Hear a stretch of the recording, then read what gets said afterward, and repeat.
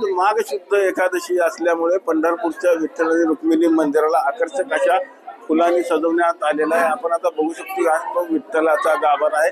विठ्ठलाचा गाभारा असेल, रुक्मिणी मातेचा गाभारा असेल, त्याचबरोबर 16 खांबी 4 खांबी अशा मंदिराच्या विविध भागांना सुंदर अशा 10 ते 15 प्रकारच्या फुलांनी त्याचबरोबर केळीच्या खुंटांनी खरं तर सजवण्यात आलेला आपल्याला पाहायला मिळत आहे। कुंदरीत जर आपण बघितलं झेंडू असेल, गुलाब असेल, शेवंती असेल, वेगवेगळ्या प्रकारची फुलं खरं तर याच्यामध्ये वापरण्यात आलेली आपल्याला पाहायला मिळत आहेत। आज पहाटे खरं तर विठ्ठलाची जी नित्यपूजा असते ती नित्यपूजेच्या मंदिर समिती सदस्य शिवाजी महाराज मोरया आणि रुक्मिणी मातेची पूजा व्यवस्थापक संदेश भोसले यांच्या हस्ते संपन्न झाल्यानंतर विठ्ठलाच्या दर्शनाला खरं तर सुरुवात करण्यात आली होती। आपण जर आता बघितलं तर संपूर्णपणे विठ्ठलाचं मंदिर हे आकर्षक अशा फुलांनी आणि या केळीच्या फुलांनी खरं तर आज सजवण्यात आलं आपल्याला पाहायला मिळत आहे। आज खरं तर विठ्ठल मंदिरात विठ्ठल दर्शनाकरता खरं तर राज्याबरोबरच कोकण असेल, मराठवाडा असेल अशा वेगवेगळ्या भागातून जवळपास 4 ते 5 लाख भाविक खरं तर पंढरपूरमध्ये दाखल झालेले आपल्याला पाहायला मिळतं। आज विठ्ठलाच्या दर्शनाची रांग देखील मंदिरापासून जवळपास 5 ते 6 किलोमीटर लांब गेलेली आपल्याला पाहायला मिळतं। एकंदरीत भाविकांना सुलभ आणि त्वरित दर्शन मिळावं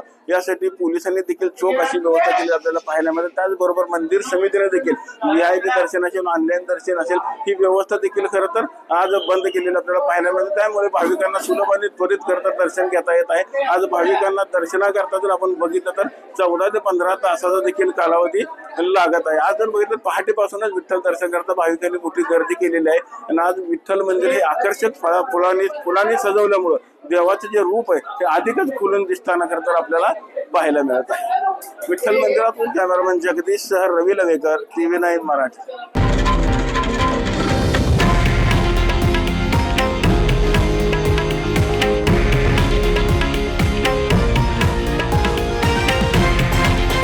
हे आहे देशातील नंबर 1 न्यूज नेटवर्क आणि आपण पाहत आहात TV9 मराठी, एकमेव।